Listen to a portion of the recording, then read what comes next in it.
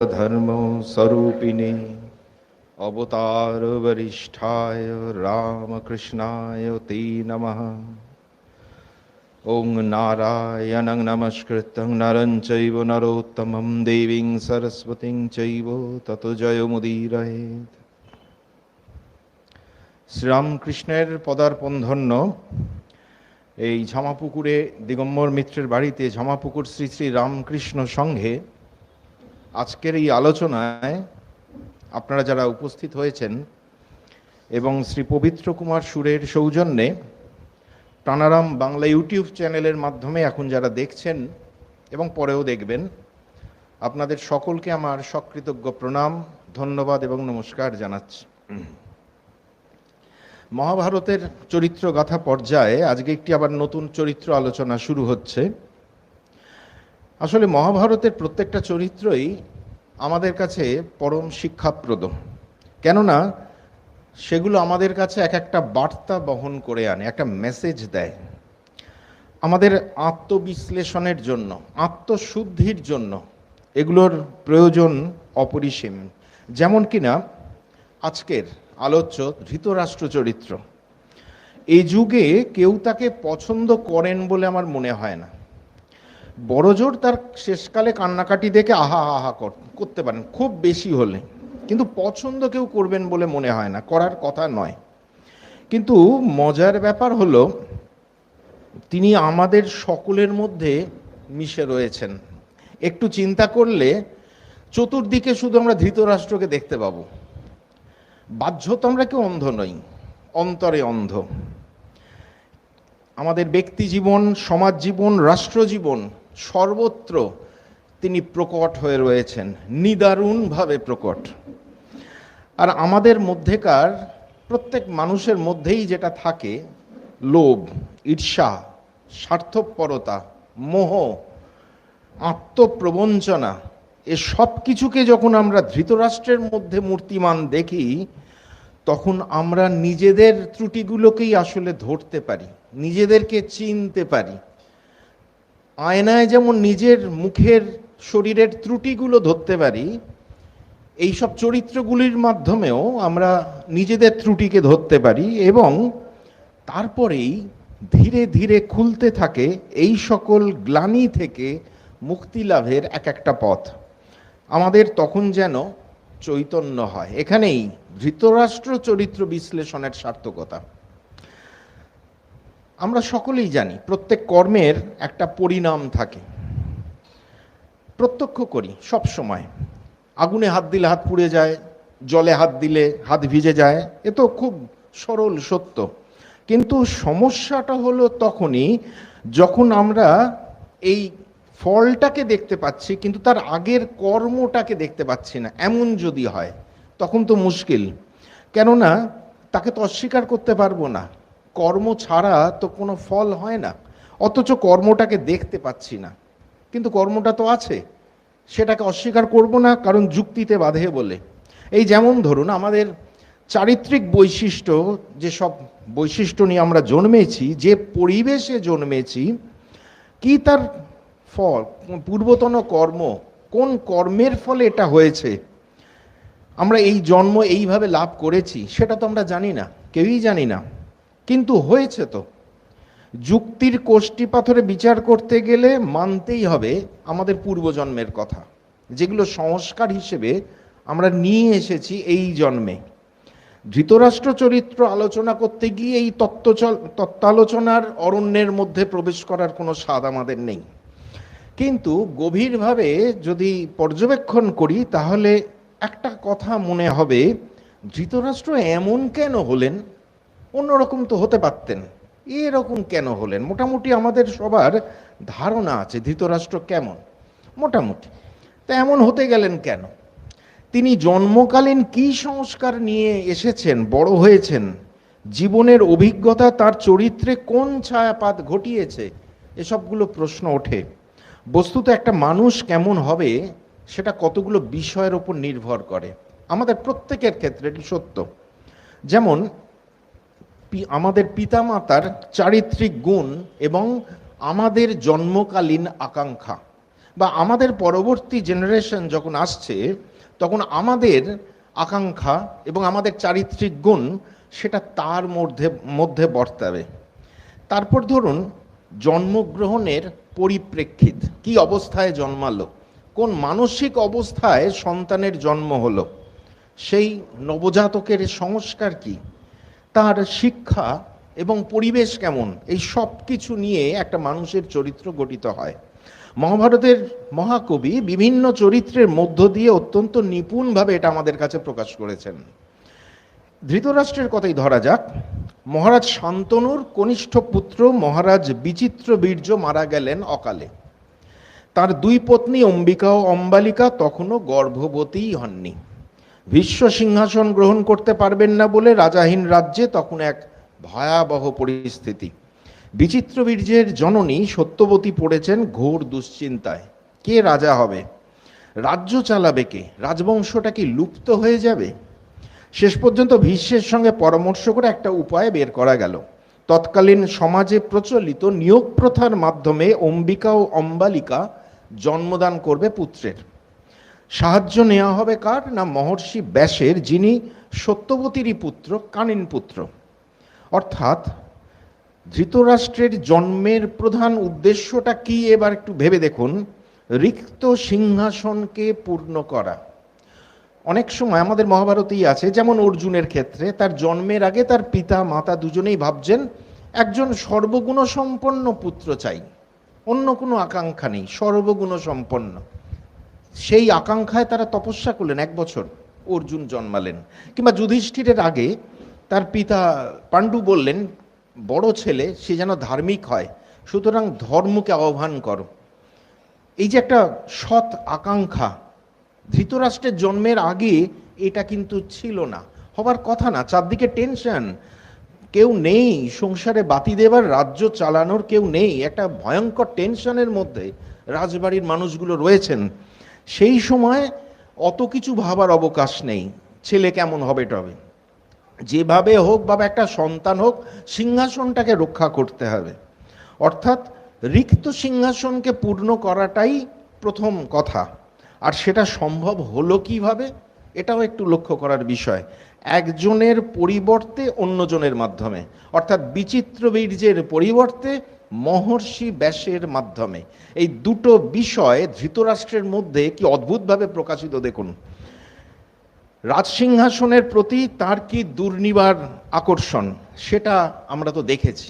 রিক্ত সিংহাসনকে পূর্ণ করতে হবে, তার মাতার এই আকাঙ্ক্ষা, তার ফলে যে জন্মালেন ধৃতরাষ্ট্র, তার মধ্যে ওই আকর্ষণটাই ঢুকলো, সিংহাসনের দিকেই তার সবসময় নজর। এবং সেই রাজসিংহাসন কিন্তু নিজের যোগ্যতায় পেলেন না, অন্যের পরিবর্তে পেলেন, পাণ্ডুর অনুপস্থিতিতে, অর্থাৎ একজনের পরিবর্তে অন্যজনের মাধ্যমে। পিতামাতার গুণও তিনি পেলেন বিস্ময়করভাবে। সন্ধ্যার আধো আলো আধো অন্ধকারে জটা জুটো ধারী কৃষ্ণকায় মহর্ষি ব্যাসকে আসতে দেখে ভয় চোখ বন্ধ করে ফেলেছিলেন অম্বিকা। সত্যবতী যখন জিজ্ঞেস করলেন ব্যাসকে কেমন হবে এই পুত্র, ব্যাস তখন বললেন এই জাতক হবে 10,000 হাতির মতো বলবান, অত্যন্ত ভাগ্যশালী, উৎসাহী, বিদ্বান, বুদ্ধিমান, রাজর্ষি। এর 100টি পুত্র হবে, তবে মায়ের দোষে জন্মান্ধ হবে।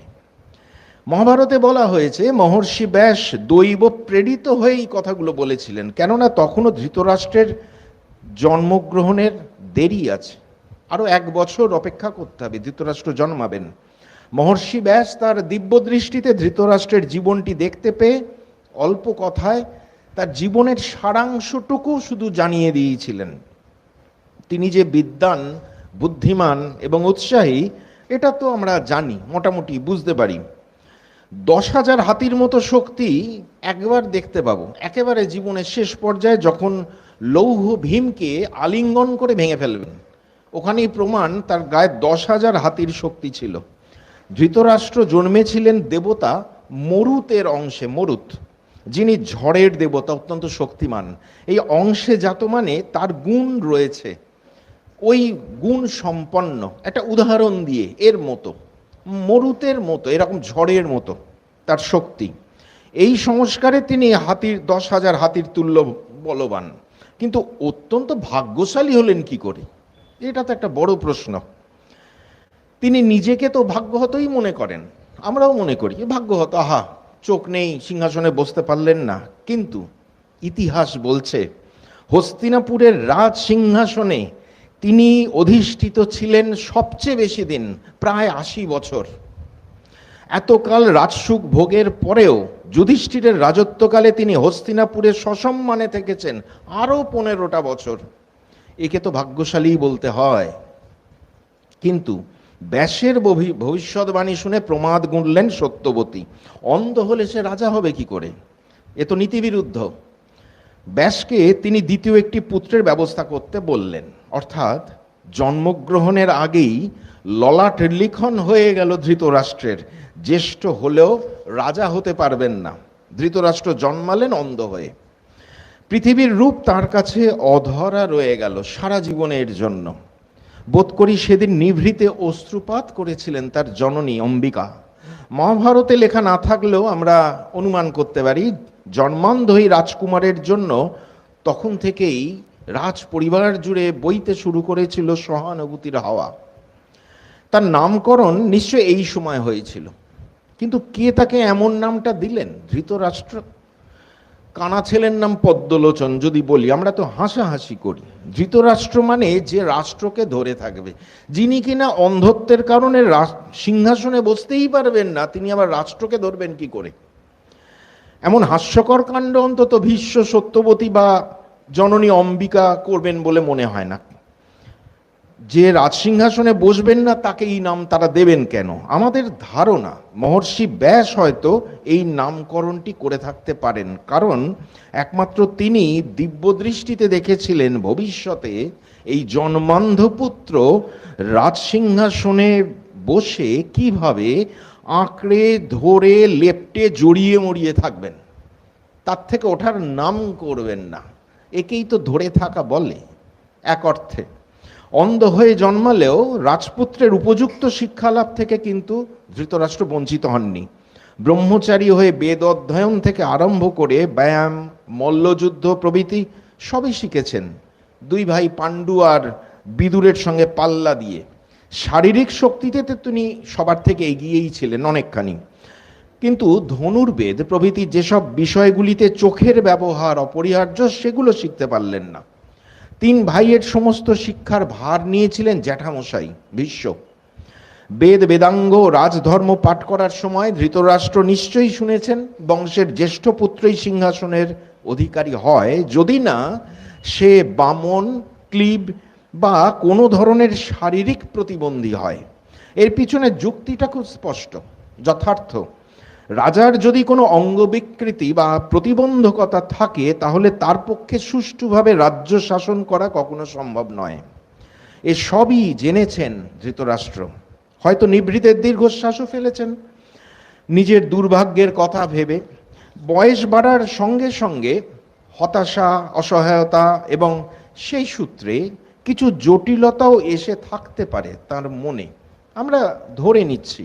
হয়তো তার কথা ভেবেই সত্যবতী এবং ভীষ্ম পাণ্ডুকে সিংহাসনে বসালেন বিনা আড়ম্বরে। এই একজন স্থায়ী রাজা পেল হস্তিনাপুর, কিন্তু কোনো আড়ম্বর হলো না, সম্ভবত ধৃতরাষ্ট্রের প্রতি মমতা বশত। মহারাজ পাণ্ডু তার সমস্ত রাজকর্ম সমাধার পাশাপাশি সবসময় খেয়াল রাখতেন তার এই বড়দাদার। পরবর্তীকালে ধৃতরাষ্ট্রের মুখে আমরা শুনব পাণ্ডু তার কত যত্ন নিতেন, আর বিদুর তো তার সারা জীবনের ছায়াসঙ্গী। তাই মনে হয় তিন ভাইয়ের মধ্যে আন্তরিক প্রীতি সদ্ভাবের কোনো অভাব ছিল না। রাজকার্য যখন ভালোই চলছে এবং তিন ভাই বিবাহের উপযুক্ত হয়ে পড়েছেন, ভীষ্ম তখন তাদের বিবাহের বন্দোবস্ত করলেন। তিনি চান ভবিষ্যতে এই বংশের উত্তরাধিকার নিয়ে কোনো সমস্যার সৃষ্টি যেন না হয়, যেমনটি হয়েছিল বিচিত্রবীর্য মারা যাওয়ার পর। বিদুরের সঙ্গে এই নিয়ে আলোচনাকালে ভীষ্ম তাকে জানালেন তিনজন সুযোগ্য রাজকন্যার সন্ধান তিনি পেয়েছেন, গান্ধারী, কুন্তী আর মাদ্রী। যারা তাকে এদের সন্ধান দিয়েছেন সেই মুনি ঋষিরাই জানিয়েছেন গান্ধারী গান্ধার সুবলের যুক্ত কন্যা শিবের আরাধনা জননী হবার বর লাভও করেছেন।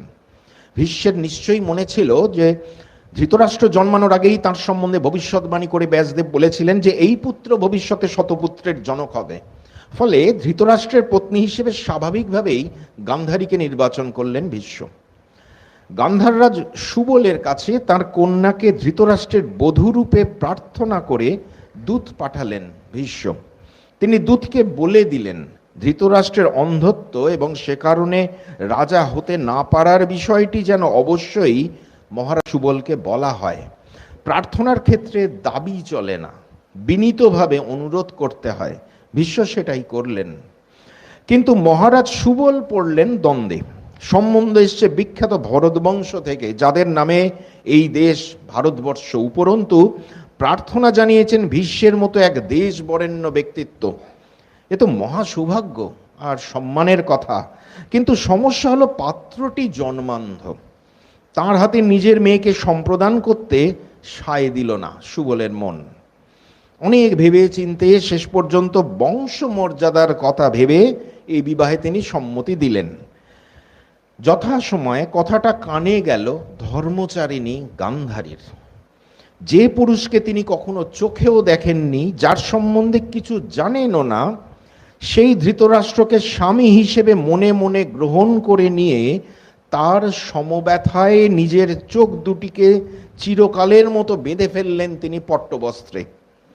তিনি যেমন অতিক্রম করতে চান না তার পিতাকে, তেমনি অতিক্রম করবেন না তার পতিদেবতাকেও। ধৃতরাষ্ট্রের জন্য এত বড় আত্মত্যাগ ইতিপূর্বে কেউ কোনোদিনও করেনি, পরেও করবে না।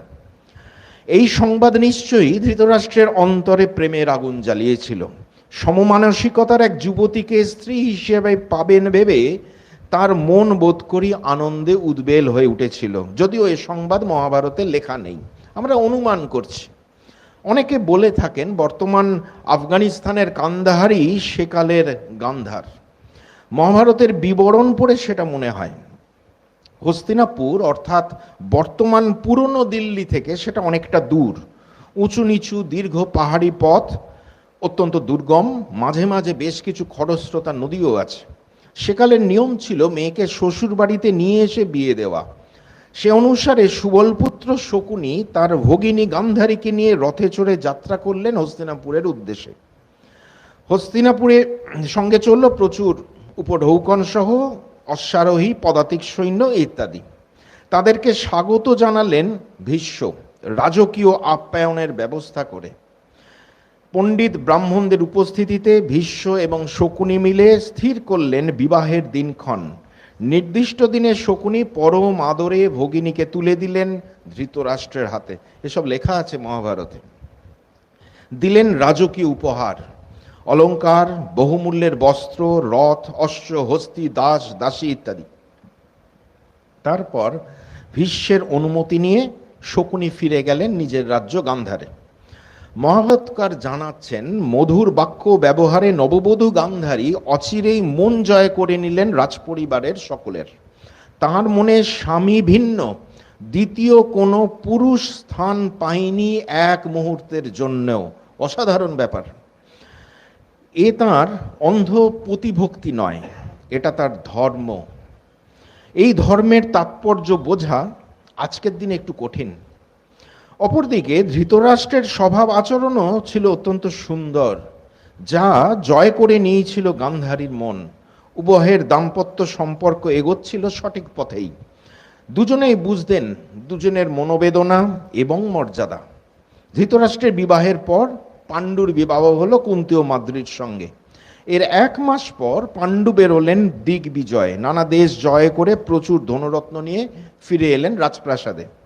লক্ষণীয় বিষয় হলো সেসব ভাগ করে দেওয়ার সময় পাণ্ডু জ্যেষ্ঠ ভ্রাতা ধৃতরাষ্ট্রের সঙ্গে আলোচনা করলেন এবং তাকে দিলেন সবচেয়ে বেশি ধনরত্ন ভাগাভাগির সময়। সেই অর্থ দিয়ে ধৃতরাষ্ট্র মনের সুখে অনেক যাগযজ্ঞ করলেন। বোঝাই যাচ্ছে রাজপরিবারে তখন খুশি ও আনন্দের হাওয়া বইছে অবাধ গতিতে। কেউ কেউ সংশয় প্রকাশ করেন এসবের পরেও ধৃতরাষ্ট্রের মনের কোণে হতাশার কণা মাত্রও কি ছিল না? এই নিয়ে মহাভারতকার আমাদের কিছু জানার নেই, আমরাও এই বিষয়ে গবেষণা করে মাথা নষ্ট করতে চাইছি না, বরং নজর দিই পরবর্তী ঘটনাটার দিকে। মহাভারতকার বলছেন, পাণ্ডু এর পরেই দুই স্ত্রীকে নিয়ে চলে গেলেন হিমালয়ের এক শান্ত তপবনে মৃগয়ার উদ্দেশ্যে। রাজকার্য পরিচালনার দায়িত্ব দিয়ে গেলেন ধৃতরাষ্ট্রকে। তিনি হলেন কার্যনির্বাহী বা কেয়ারটেকার রাজা, সরাসরি রাজা নয়, কেয়ারটেকার রাজা, একজনের অবর্তমানে আর একজন রাজকার্য করবেন। তার ছোট ভাই বিদুর তো রইলেনই প্রধানমন্ত্রীর পদে, সর্বোপরি রইলেন ভীষ্ম। সুতরাং রাজকার্য পরিচালনায় কোনো অসুবিধা হলো না। ধৃতরাষ্ট্র মাঝে মধ্যেই পাণ্ডুর কাছে পাঠিয়ে দিচ্ছিলেন তার চির অভ্যস্ত বিলাসদ্রব্য, রাজকীয় ভোজ্য ইত্যাদি। এভাবে চলতে লাগলো বেশ কিছু কাল। কিন্তু মহাভারতের নিবিষ্ট পাঠক মাত্রেই মনে একটা প্রশ্ন উঠবে, পাণ্ডুর এই অরণ্য গমনের উদ্দেশ্যটা কি? বিয়ের পর হঠাৎ করে এক মাসের মাথায় দিগ্বিজয় বেরোলেন, ফিরে এসে এটা ওটা করে আবার বেরিয়ে পড়লেন। কই স্ত্রীদের নিয়ে তো একটু ঘর সংসার করতে পারতেন, সাধারণত রাজারা যেটা করে। কই এইসব তো কিছু করলেন না পাণ্ডু, কি হলো ব্যাপারটা? বলা নেই মহাভারতে। তা এই উত্তরগুলো নেই বলেই আমাদের মনে নানা রকম প্রশ্ন জাগে, সংশয়ের সৃষ্টি হয়। হতে পারে পাণ্ডু হয়তো টানা কয়েক বছর রাজকার্য চালিয়ে একটু বিরতি চাইছিলেন। আমরা যেমন মাঝে মধ্যে হাওয়া বদল করতে এখানে ওখানে যাই। তিনি যে আশ্রমিক জীবনযাপনের ব্রত নেননি এটা নিশ্চিত, কেননা ধৃতরাষ্ট্র প্রেরিত যে ভোজ্য এবং বিলাসদ্রব্য তিনি তো বেশ ভোগ করছিলেন, এবং সন্তানের পিতা হওয়ার বাসনাও তার মধ্যে ছিল। সুতরাং ধরে নিতে পারি প্রকৃতির মাঝে দুই পত্নীকে নিয়ে একান্তে কিছুদিনের থাকার ইচ্ছেটাই বলবৎ ছিল পাণ্ডুর মনে, নাকি অন্য এর আর কোনো কারণ ছিল? পাণ্ডু হয়তো বুঝেছিলেন জ্যেষ্ঠ হয়েও সিংহাসন না পাওয়ার যন্ত্রণা ধৃতরাষ্ট্রের মনের গভীরে বাসা বেঁধেছে। তাকে সিংহাসনের স্বাদ দিতেই হয়তো পাণ্ডু অরণ্যবাসী হলেন। সঠিক কারণটি কিন্তু বলা মুশকিল। এই যে ধৃতরাষ্ট্র রাজসিংহাসনে বসলেন, আর কিন্তু ওঠার নাম করলেন না। কাটিয়ে দিলেন ৮০টা বছর। সময়টা বেশি দেখালেও সেকালের নিরিখে কিন্তু খুব একটা বেশি নয়, আবার কমও নয়। এই হিসেবে কিন্তু তিনি সার্থক নামা। বলা যেতে পারে এই সময় থেকেই ধৃতরাষ্ট্রের স্বপ্ন দেখা শুরু হলো। আর গান্ধারী তো বিবাহের আগে শিবের কাছে বর প্রার্থনা করেছিলেন তিনি যেন শতপুত্রের জননী হন। এই কালে একদিন রাজপ্রাসাদে এসে উপস্থিত হলেন মহর্ষি ব্যাস। জানালেন তিনি ক্ষুধায় এবং পথশ্রমে ক্লান্ত। গান্ধারী পরম শ্রদ্ধায় তার সেবা করলে প্রসন্ন হয়ে ব্যাস জিজ্ঞেস করলেন তার কি বর চাই। গান্ধারী ওই একই বর প্রার্থনা করলেন, তবে এবার একটি অতিরিক্ত কথা জুড়ে দিলেন, ধৃতরাষ্ট্রের তুল্য তার পুত্র চাই ১০০টা। ব্যাস বললেন তথাস্তু। গান্ধারীর এই প্রার্থনার মধ্যে আমরা কিন্তু কোনো ত্রুটি দেখি না, সত্যি কোনো ত্রুটি নেই। কারণ ভারতীয় নারীর চিরকালীন আদর্শ হলো মাতৃত্ব, এবং গান্ধারীর মনে যেহেতু ধৃতরাষ্ট্র ভিন্ন দ্বিতীয় কোনো পুরুষের স্থান নেই, আর ধৃতরাষ্ট্র জ্ঞানে বুদ্ধিতে প্রেমে তার মন জয় করে নিয়েছেন, তাই গান্ধারী ধৃতরাষ্ট্রের তুল্যই পুত্র আকাঙ্ক্ষা করেছেন। গান্ধারী গর্ভবতী হলেন। এরই মধ্যে শতশৃঙ্গ পর্বত থেকে খবর এসে পৌঁছলো পাণ্ডু প্রব্রজ্যা গ্রহণ করেছেন। তাকে আর ভোজ্য বিলাসদ্রব্য পাঠানোর কোনো প্রয়োজন নেই। আসলে পাণ্ডু তখন ঋষির মুখ থেকে অভিশাপ রূপে শুনেছেন তিনি সন্তানের পিতা হতে পারবেন না, জন্মদান করতে পারবেন না। তাই মনের দুঃখে এই প্রব্রজ্যা গ্রহণ। এই সংবাদ হস্তিনাপুরে আসতে স্বাভাবিকভাবেই ধৃতরাষ্ট্র ধরে নিলেন পাণ্ডু আর ফিরবেন না, তিনিই থাকবেন রাজা এবং তার পুত্রই ভবিষ্যতে সিংহাসন আরোহণ করবেন। যে মানুষ নিজের জীবনে স্বপ্নকে সার্থক করতে পারে না, সে কিন্তু সবসময় চায় তার পুত্র সেই স্বপ্নকে সার্থক করুক। ধৃতরাষ্ট্রের এই স্বপ্ন দেখাটা কিন্তু অমূলক নয়। তার মনের এই একান্ত ইচ্ছার কথা নিশ্চয়ই তিনি বলেছেন গান্ধারীকে, এবং গান্ধারীও চেয়েছেন তার এই ভাগ্যহীন স্বামীর ইচ্ছা যেন পূর্ণ হয়, তার চিরকালীন দুঃখের নিবৃত্তি ঘটে। কিন্তু মুশকিল হলো ২ বছর ধরে গর্ভধারণ করে থাকলেও গান্ধারী সন্তানের জন্মদান করতে পারলেন না। অথচ শতশৃঙ্গ পর্বত থেকে এক মুনি এসে খবর দিয়ে গেলেন পাণ্ডু সন্তান লাভ করেছেন, সুদর্শন এবং তেজস্বী সেই পুত্রের নাম যুধিষ্ঠির। বিনা মেঘে বজ্রপাত হলো, ধূলিসাৎ হয়ে গেল ধৃতরাষ্ট্রের স্বপ্ন। স্বামীকে বংশের প্রথম পুত্রের জনক হওয়ার আনন্দ দিতে না পারায় দুঃখে মর্মাহত হলেন গান্ধারী। ধৃতরাষ্ট্রের অলক্ষ্যে তিনি উদরে আঘাত করে গর্ভপাত করে ফেললেন, তাতেও পেলেন না পুত্র। লোহার মতো একটি শক্ত মাংসখণ্ড প্রসব করে গান্ধারী হতাশ হয়ে বসে রইলেন। কোনো এক অলক্ষ্য স্থানে তিনি সেটি ফেলে দিতেই যাচ্ছিলেন, এমন সময় সেখানে এসে উপস্থিত হলেন মহর্ষি ব্যাস। কুন্তির প্রতি ঈর্ষায় যে গান্ধারী এমন কাণ্ড করে ফেলেছেন এটা তিনি সম্মুখে স্বীকার করলেন ব্যাসদেবের কাছে। ব্যাস সেই মাংসপিণ্ডকে 100টি টুকরো করে আলাদা আলাদাভাবে ঘৃতপূর্ণ কলসিতে রেখে বললেন একটা বছর খুব সাবধানে রাখতে। 1 বছর পর সেগুলি থেকে জন্ম নিল দুর্যোধন প্রমুখ 100 ভাই এবং একটি বোন দুঃশলা। মহাভারতে বলা আছে দুর্যোধন যখন জন্মালো তখন চতুর্দিকে নানা দুর্লক্ষণ দেখা গেল। প্রমাদ গুনলেন বিদুর, বুঝতে পারলেন এক মহাভয় আসতে চলেছে রাজপরিবারে। সেটা সত্য প্রমাণিত হলো কিছুক্ষণ পরেই, যখন ধৃতরাষ্ট্র একটা তড়িঘড়ি সভা ডেকে বসলেন। বললেন বংশের জ্যেষ্ঠ পুত্র হিসাবে যুধিষ্ঠির ভবিষ্যতে রাজসিংহাসন পাবে, এ ব্যাপারে আমার কিছু বলার নেই। এরপরেই ভয়ে ভয়ে একটা ভয়ানক প্রশ্ন তুললেন, যুধিষ্ঠির না হয় রাজসিংহাসন পেল, কিন্তু তারপরে আমার ছেলে পাবে তো? ভীষ্ম বিদুর সহ সকল সভাসদ স্তম্ভিত হয়ে গেলেন। আবারও চারিদিকে নানা দুর্লক্ষণ দেখা গেল।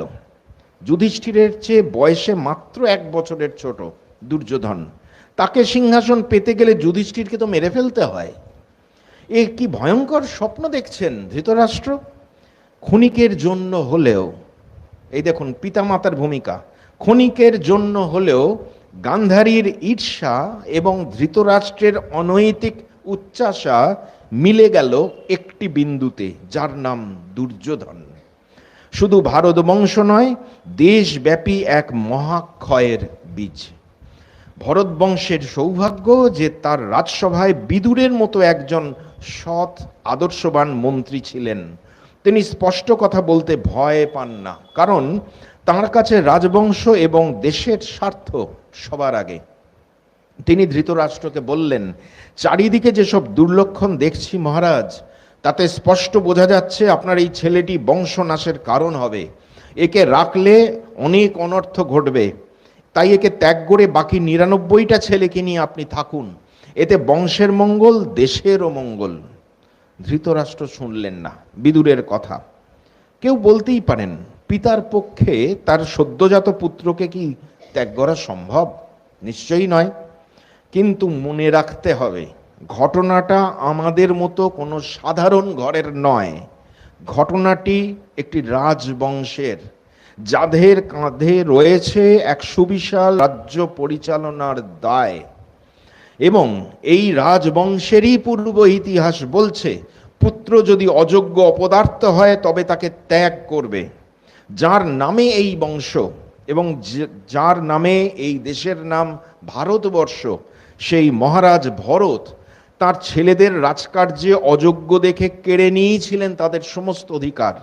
তাকে সম্পূর্ণ সমর্থন করেছিলেন তার 3 পত্নী। এই বংশের সন্তান হয়েও ধৃতরাষ্ট্র 10-এর স্বার্থে এই আত্মত্যাগটি করতে পারলেন না, বরং প্রবল মায়ায় তাকে আঁকড়ে ধরলেন, পালন করতে থাকলেন পরম স্নেহে, নিভৃতে দেখতে থাকলেন নানান রঙিন স্বপ্ন। আরো লজ্জার কথা এই, গান্ধারী যখন গর্ভবতী তখন রাজবাড়ির বৈশ্য জাতীয় এক দাসীর গর্ভ সঞ্চার হয়। তার গর্ভজাত ধৃতরাষ্ট্রের এই পুত্রের নাম যুযুৎসু। দুর্যোধনের পরেই এর জন্ম হয়। ইনি বেঁচেছিলেন একেবারে শেষ পর্যন্ত, পাণ্ডবদের স্বর্গারোহণ পর্ব পর্যন্ত। জানি না এ ব্যাপারে গান্ধারীর মনের কি প্রতিক্রিয়া হয়েছিল। এর পরপর 3 বছরে পাণ্ডুর আরও 4টি সন্তানের জন্ম হলো, ভীম, অর্জুন এবং যমজ ভাই নকুল, সহদেব। সব খবরই যথাসময় এলো হস্তিনাপুরে। কিন্তু পাণ্ডু ফিরে এলেন না। তিনি কখন কোথায় আছেন, কি করছেন, কেউ জানতে পারল না, রাজবাড়ির কেউ। এমনটা চলল প্রায় বছর 16। হয়তো সকলে ধরেই নিলেন পাণ্ডু পঞ্চপুত্রের জনক হলেও আর কখনো ফিরবেন না হস্তিনাপুরে। এই সময় ধৃতরাষ্ট্র যদি দুর্যোধনকে নিয়ে স্বপ্ন দেখেও থাকেন, তবু আমরা তাকে দোষ দিতে পারি না। তিনি হয়তো ভেবে নিয়েছেন ভবিষ্যতে দুর্যোধনের রাজা হওয়ার পথ নিষ্কণ্টক।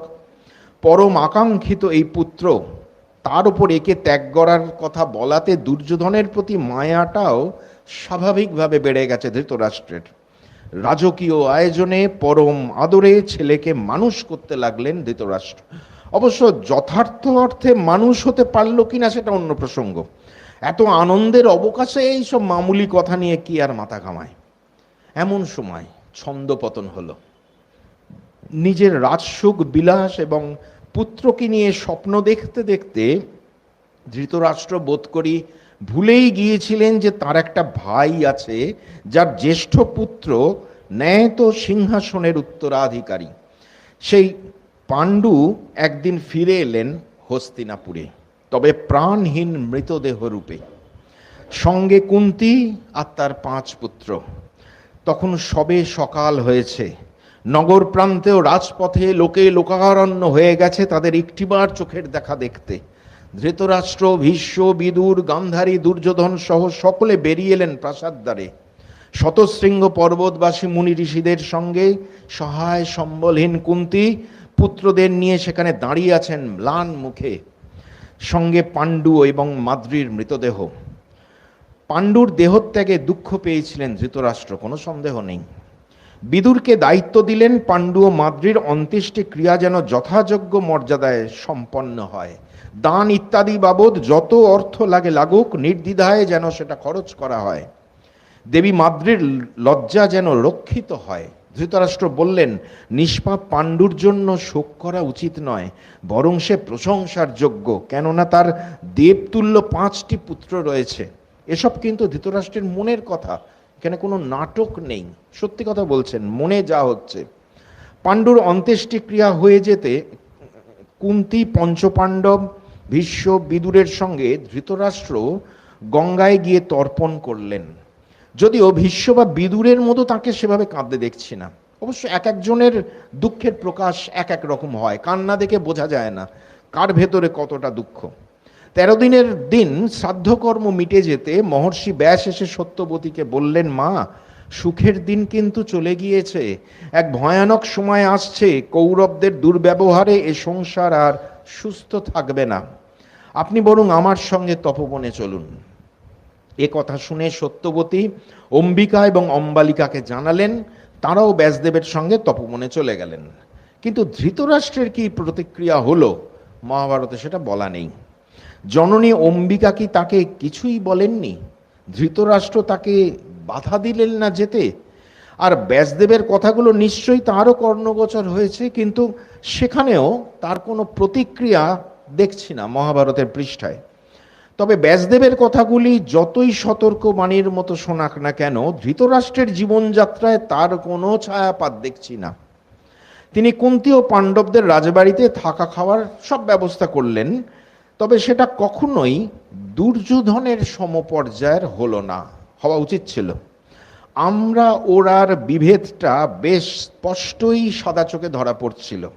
বিশেষ করে 16-17 বছরের দুর্যোধন গঙ্গার ধারে প্রমাণকোটি নামে এক স্থানে যেভাবে রাজকীয় জলক্রীড়ার আয়োজন করে ফেললেন, তা পাণ্ডবদের ধারণারও বাইরে ছিল। ধৃতরাষ্ট্রের প্রশ্রয় ছাড়া দুর্যোধনের পক্ষে এভাবে রাজযন্ত্রকে কাজে লাগিয়ে বাড়ি তৈরি করে ফেলা সম্ভব ছিল না। নিয়ন্ত্রণের রাশ ছেড়ে দেওয়া এই শুরু হলো, অন্তত সাদা চোখে যেটা ধরা পড়ছে। এখানেই শেষ নয়। দুর্যোধন দুঃশাসন মিলে ভীমকে বিষ খাইয়ে জলে ফেলে দিল, আর ভীমও 6 দিন ধরে নিখোঁজ। এতেও ধৃতরাষ্ট্রের কোনো ক্রিয়া প্রতিক্রিয়া আমরা দেখছি না, বরং আতঙ্কিত দেখছি পাণ্ডব জননী কুন্তীকে। তিনি উদ্বিগ্ন কণ্ঠে বিদুরকে বলছেন, দুর্যোধনটা ভীমকে সহ্য করতে পারে না, সে খল স্বভাব, রাজ্যলোভী, নির্লজ্জ। বিদুর শুনে সঙ্গে সঙ্গে বললেন, এমন কথা আর কারো কানে যেন না যায়, তাতে দুর্যোধন আরো ক্ষতি করতে পারে আপনাদের, বরং যারা আছে তাদেরকে আগে বাঁচান। এর থেকে বোঝা যায় সে সময় ধৃতরাষ্ট্রের অবস্থানটা কেমন ছিল। অগাধ প্রশ্রয় না থাকলে দুর্যোধন এত সাহস কিন্তু পেত না। এমন বিষম বিপদের দিনে কুন্তী মহারাজ ধৃতরাষ্ট্রের কাছ থেকে কোনো সাহায্য প্রার্থনা তো করতেই পারলেন না, উপরন্তু বাকি চারজনের যাতে ক্ষতি না হয় সে বিষয়ে চিন্তা করতে লাগলেন। ততদিনে তিনি বুঝে গিয়েছেন ধৃতরাষ্ট্রের কাছে তারা সকলে অবাঞ্ছিত।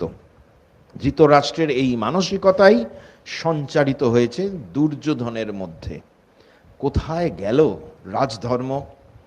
ভারতবর্ষের সনাতন ধর্ম কিন্তু শিক্ষা দিয়েছে রাজা হবে সমদর্শী, তার কাছে আপন পর ভেদ থাকবে না, সমস্ত রাজ্যবাসীর সুরক্ষা তাঁর হাতে। কিন্তু ধৃতরাষ্ট্র হস্তিনাপুরের রাজসিংহাসনকে করে তুলেছেন ব্যক্তিগত সম্পত্তি। রাজার প্রশ্রয়ে পুষ্ট গুন্ডা বদমাশদের হাতে নিপীড়িত সাধারণ মানুষ প্রতিবাদ করার সাহস পায় না, মুখ বুজে হজম করে যাবতীয় অত্যাচার অবিচার। ঠিক যেন আজকের সমাজ।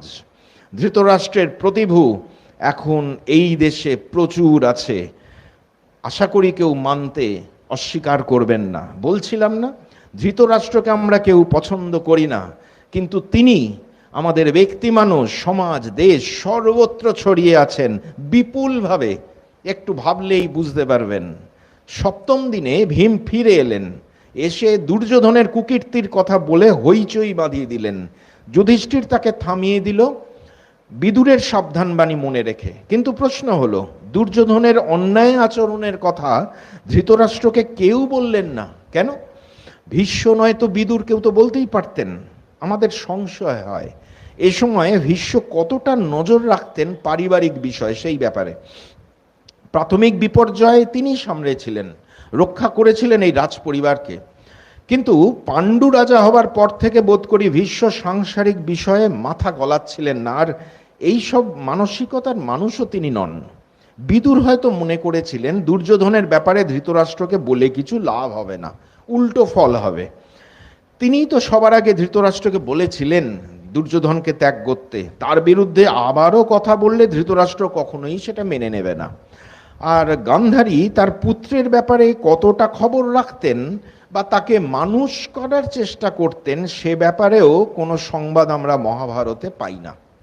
চোখ বেঁধে রেখেছেন বলে পরিস্থিতিটা হয়তো বুঝতেই পারছেন না। ধৃতরাষ্ট্র নিজেও দুর্যোধনের সব খবর পেতেন বলে মনে হয় না।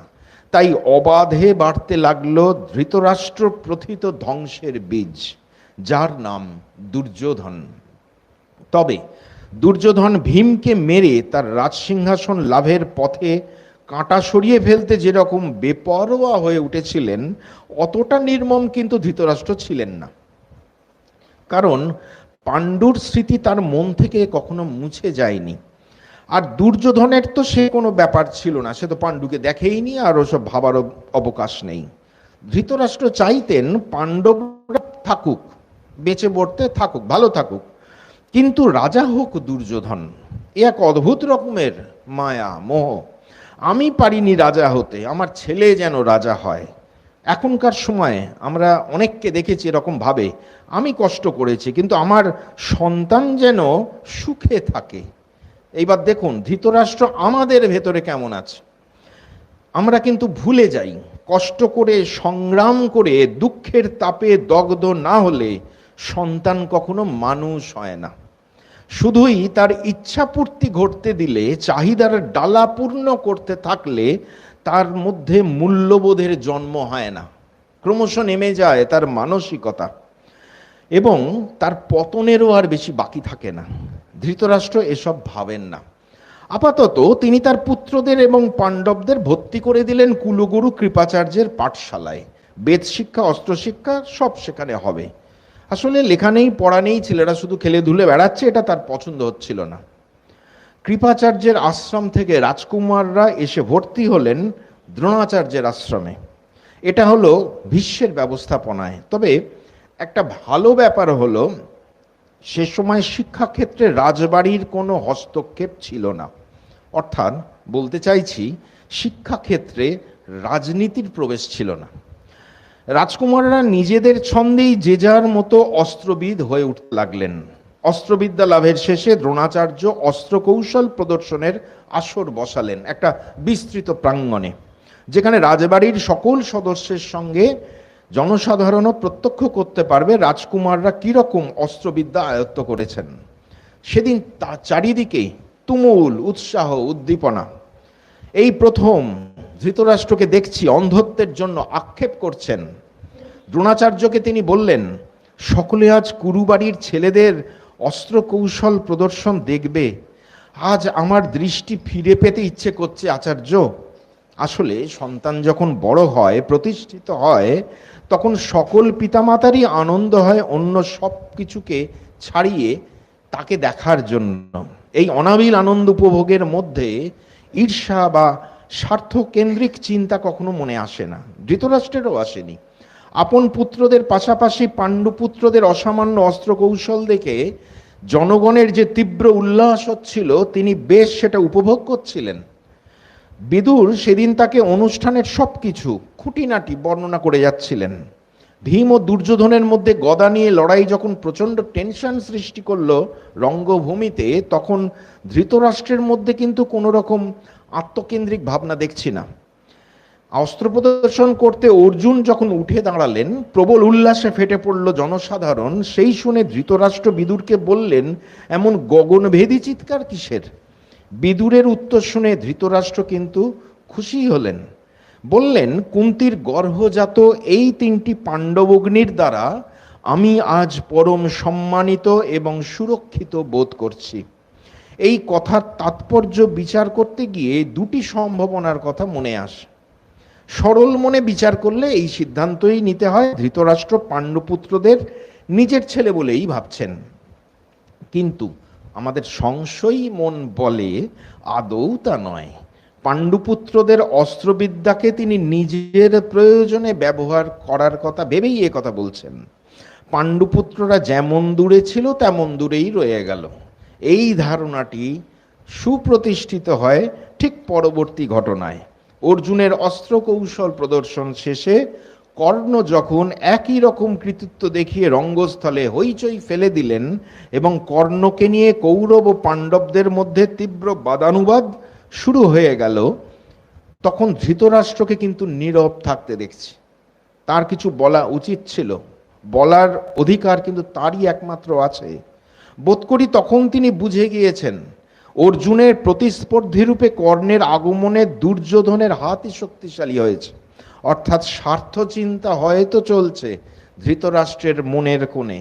তাই গুরুজনদের অনুমতির তোয়াক্কা না করে দুর্যোধন কর্ণকে অঙ্গরাজ্য দান করে তাকে রাজা বানিয়ে দিলে ধৃতরাষ্ট্র বললেন না যে দুর্যোধন তার অধিকারের সীমা লঙ্ঘন করছে, বরং নীরব থেকে যেন সম্মতিই জানালেন।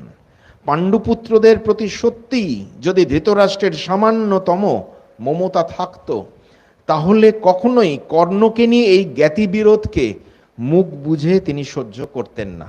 তিনি একবারও বিচার করে দেখলেন না যাদের ন্যায্য অধিকার আছে সেই পাণ্ডুপুত্ররা এক কণা জমিও এখনো পায়নি, অথচ সেখানে বহিরাগত কর্ণ এসে অঙ্গরাজ্যের রাজা হয়ে গেল। ন্যায় বিচার তো হলো না। সম্রাটের আসনে বসে ধৃতরাষ্ট্র যে এই ন্যায় বিচারটি করলেন না, তার কারণ হলো রাজ্যদান করার মতো বড় সিদ্ধান্ত গ্রহণে দুর্যোধনের স্বাধীনতা এবং আধিপত্য দেখে মনে মনে তিনি হয়তো প্রীতই হয়েছিলেন। হয়তো ভাবছিলেন এইভাবে দুর্যোধনের যুবরাজ হয়ে যাবার পথ ক্রমশ সুগম হচ্ছে। কিন্তু কি হতে কি হয়ে গেল। গুরুদক্ষিণা হিসেবে দ্রোণাচার্য রাজকুমারদের বলেছিলেন পঞ্চালরাজ দ্রুপদকে বন্দি করে নিয়ে আসতে। কর্ণকে নিয়ে দুর্যোধন মহা উৎসাহে পঞ্চাল আক্রমণ করে একেবারে হেরে লেজে গোবরে হয়ে ফিরে এলেন। আর অর্জুন ভীমকে নিয়ে দ্রুপদকে পরাজিত করে বন্দি করলেন, গুরু দক্ষিণা রূপে হাজির করলেন দ্রোণাচার্যের সামনে। চারিদিকে ধন্য ধন্য পড়ে গেল ভীমার্জুনের নামে। এমনিতেই উন্নত চরিত্রের জন্য যুধিষ্ঠির তখন হস্তিনাপুরে অত্যন্ত জনপ্রিয়। সেই সঙ্গে যুক্ত হলো ভীমার্জুনের অতুলনীয় শৌর্য। ফলে প্রবীণ সভাসদদের চাপে ধৃতরাষ্ট্র বাধ্য হলেন যুধিষ্ঠিরকে যুবরাজ পদে বসাতে।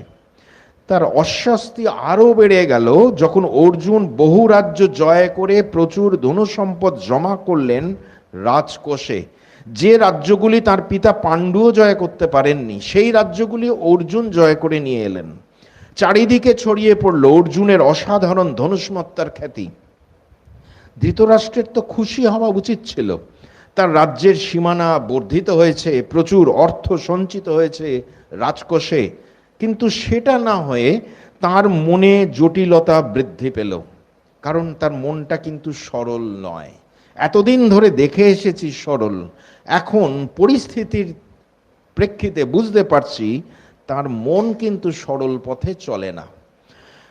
ঘরে বাইরে পাণ্ডবদের যে প্রভাব এবং সম্মান, তাতে যুধিষ্ঠিরের যুবরাজ থেকে মহারাজ হয়ে যাওয়া এখন শুধু সময়ের অপেক্ষা। তিনি বুঝতে পারছেন ধৃতরাষ্ট্র ততদিন পর্যন্ত পাণ্ডবদের সহ্য করতে পারেন যতদিন না তার স্বার্থহানি ঘটছে। এখন কিন্তু আর পাচ্ছেন না। তার কানে আসছে সেই অপ্রিয় প্রসঙ্গটি, রাজ্যবাসী সকলে নাকি বলা বলি করছে এখন যুধিষ্ঠিরকে রাজসিংহাসনে বসিয়ে দেওয়াই উচিত। কোনোভাবেই তার প্রিয় পুত্র দুর্যোধনকে জনপ্রিয়তার কোনো একটি প্রকোষ্ঠেও বসানো যাচ্ছে না। ক্রমশ পিছিয়ে পড়ছে সে সিংহাসন লাভের দৌড় থেকে। ধৃতরাষ্ট্রের বহুকালের স্বপ্ন এবার সজোরে ধাক্কা খেল। এর অভিঘাত এমন হলো যে তার রাতের ঘুম চলে গেল। একের পর এক বিনিদ্র রাত কাটতে লাগলো তার। সংশয়ী মন, জটিল মন, লোভী মন, তার পরিণতি এইরকমই হয়। তিনি ভাবতে লাগলেন কোন কৌশল অবলম্বন করলে পাণ্ডবদের প্রভাব খাটো করা যায়, কিংবা সিংহাসন থেকে দূরে সরিয়ে রাখা যায়, এবং সেটা করতে হবে সকলের অজান্তে।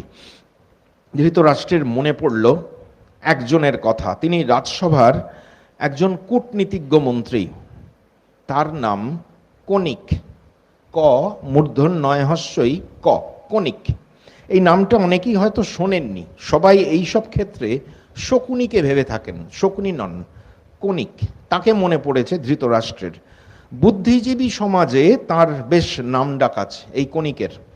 তার সঙ্গে আলোচনা করে দেখা যেতে পারে। ধৃতরাষ্ট্র বিদুরের সঙ্গে বা ভীষ্মের সঙ্গে এই নিয়ে আলোচনা করতে পারবেন না, শোনা মাত্রই তারা দাবড়ে দেবেন। শকুনির তখনও পদার্পণ ঘটেইনি রাজবাড়িতে। ধৃতরাষ্ট্রের চাই এমন একজনকে যে তার অনুকূলে কথা বলবে, সেটা ন্যায় অন্যায় যাই হোক না কেন। আজকালকার দিনের অনেকের সঙ্গে মিল আসছে না? দেখুন, ধৃতরাষ্ট্র আমাদের রন্ধ্রে রন্ধ্রে মিশে আছেন। কিভাবে? রাজার মন্ত্রিসভায় সবসময় এমন মন্ত্রী থাকা উচিত যারা রাজার মতামত মনোমত কথা না বলে ন্যায়ের কথা বলবে, মানুষের মঙ্গলের কথা বলবে, এটাই কাম্য। সেকালে এমন মন্ত্রীদের সংখ্যা ছিল বেশি। দু একজন ছিল ব্যতিক্রম, যাদের মধ্যে কনিক অন্যতম।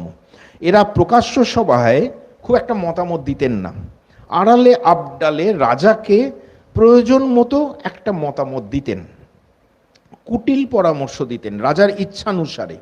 স্বার্থান্ধ লোভী রাজারাই এই ধরনের মন্ত্রীকে সভায় রাখতেন। দিন যত এগিয়েছে মন্ত্রিসভায় এমন মন্ত্রীর সংখ্যা উত্তরোত্তর বেড়েছে, কারণ ওটা ছিল দাপর যুগের শেষ অংশ, এরপর কলিযুগ।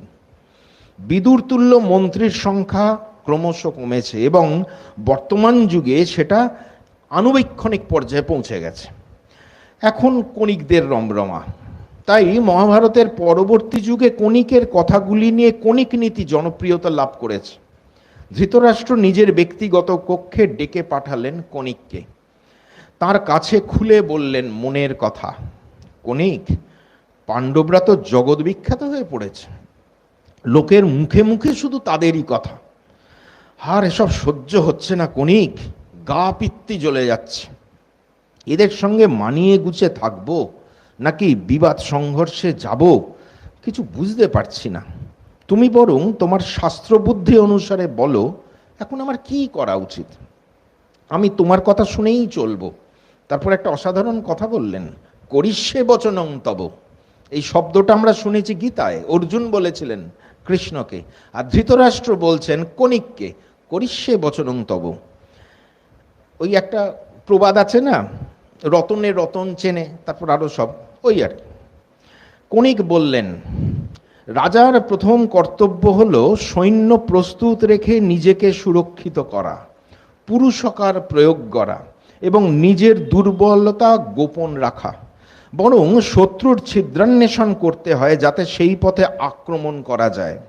শত্রু সবসময় বধযোগ্য, দুর্বল হলেও তাকে কখনো অবজ্ঞা করতে নেই, আর পরাক্রমশালী হলে তার বিপদের সময় আক্রমণ করে তাকে শেষ করেই দিতে হয়। এ নিয়ে কোনো বিচার বিবেচনার প্রয়োজন নেই। জানবেন, শত্রু হলো আগুনের মতোই ভয়ানক। এক কণা আগুন একটু সহায়তা পেলে সারা বনকে পুড়িয়ে শেষ করে দিতে পারে।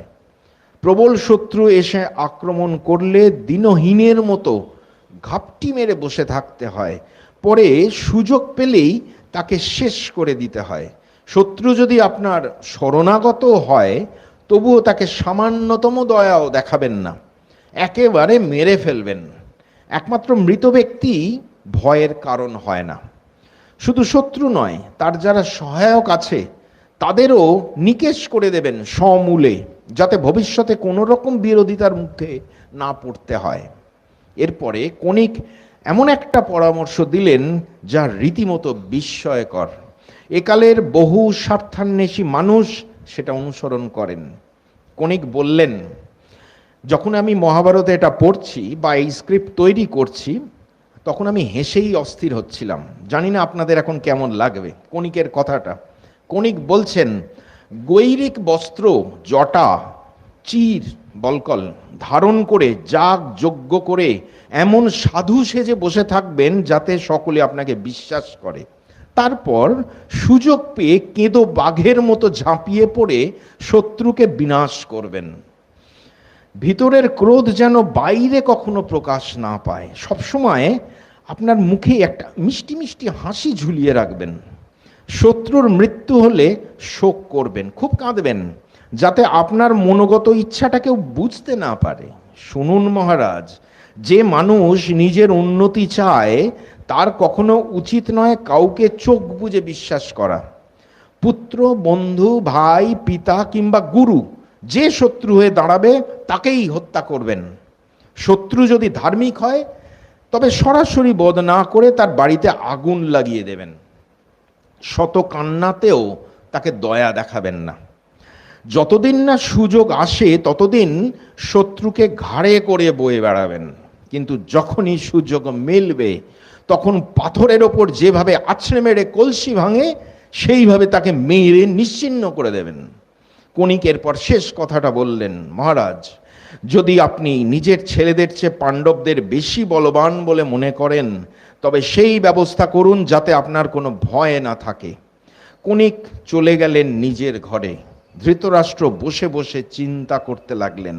অনেকে ভাবতে পারেন এই কনিকের পরামর্শেই ধৃতরাষ্ট্রের বুদ্ধিটা বিগড়ে গেল। তা কিন্তু নয়। ধৃতরাষ্ট্রের বুদ্ধিটা বিগড়েছিল বলেই এমন একজন কুচক্রীকে ঘরে ডেকে এনে তার মতামতটি জানতে চেয়েছেন। দোষটা কনিকের নয়, সে তো এই রকমই, দোষটা ধৃতরাষ্ট্রেরই। বিষের তো দোষ নেই, বিষের স্বভাবই মানুষের প্রাণ হরণ করা। দোষটা তার যে বিষটাকে গ্রহণ করে। এই কালে কোনো এক সময় রাজবাড়িতে আস্তানা গেড়েছেন শকুনি, কারণ এই কনিকের কথাটাই যেন শকুনির আগমনী সঙ্গীত। পরবর্তী শ্লোকেই মহাভারতকার লিখছেন, দুর্যোধন, দুঃশাসন, কর্ণ এবং শকুনি বদ মতলব ভাঁজতে লাগলেন। শকুনি তখনও ধৃতরাষ্ট্রের কাছে তেমন আসেন না, ঘুরঘুর করেন দুর্যোধনের সঙ্গে। একদিন ধৃতরাষ্ট্র একা বসে আছেন, এমন সময় হঠাৎ দুর্যোধন একা এসে উপস্থিত হলেন তার কাছে। দুর্যোধন বললেন, পিতা, আমি নিজের কানে শুনেছি পুরবাসীরা আমাদের নামে যা তা সব বলছে। তারা আপনাকে আর পিতামহ ভীষ্মকে অগ্রাহ্য করে যুধিষ্ঠিরকে রাজা বানাতে চাইছে। দুর্যোধন দেখাতে চাইছেন পিতৃপিতামহের অপমানে তিনি যেন খুব বিরক্ত। তিনি জানেন তার পিতার দুঃখ কোনখানে, সেইখানে ঘা দিয়ে বলছেন, আপনি জন্মান্ধ বলে প্রাপ্য রাজ্যটা তো পেলেন না, এরপর পাণ্ডবরা যদি পায় তাহলে বংশ পরম্পরায় তারাই তো রাজ্য ভোগ করে যাবে, আমাদের কপালে কোনোদিনও রাজ্যভোগ জুড়বে না, পরের অনুগ্রহেই কাটিয়ে যেতে হবে। ধৃতরাষ্ট্রের হৃদয়ে মথিত হলো। তিনিও তো এই কথাটাই কদিন ধরে ভাবছেন। কণিকের পরামর্শ তো তার মাথায় ঘুরছে, এবার ছেলের বায়না তাতে যুক্ত হয়ে গেল।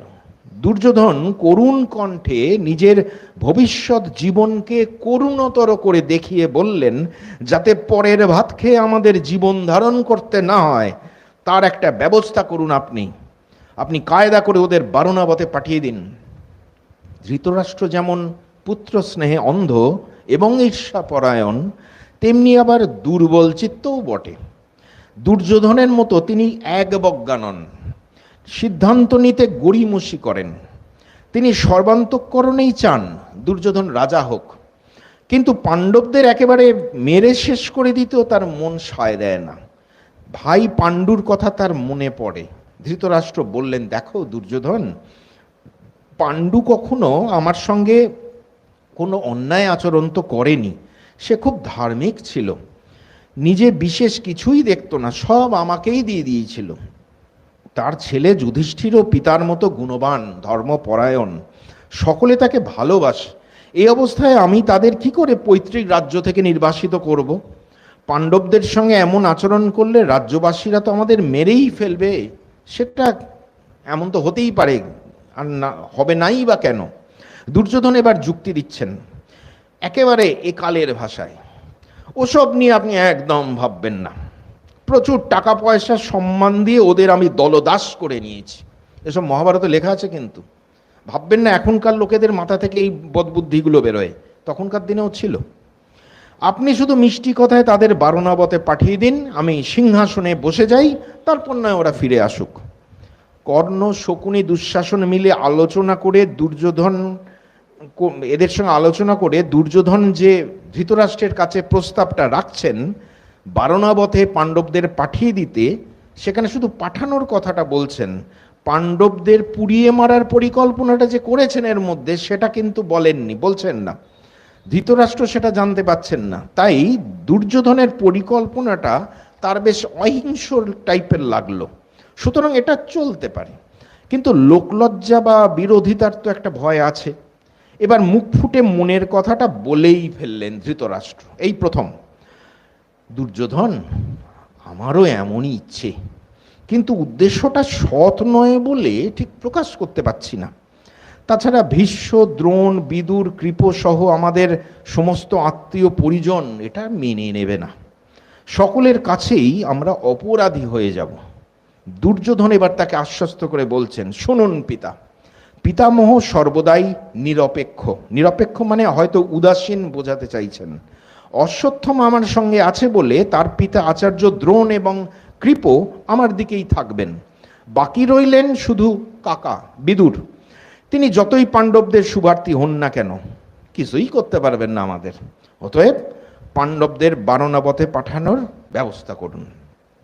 দুর্যোধনের কথাটা মনে ধরল ধৃতরাষ্ট্রের, তিনি সম্মতি জানিয়ে দিলেন। এরপর কি হলো সেটি আগামী পর্বে আপনাদের কাছে বিবৃত করব। আজ এই পর্যন্তই। সকলে ভালো থাকবেন, আমার প্রণাম নেবেন। নমস্কার, ধন্যবাদ।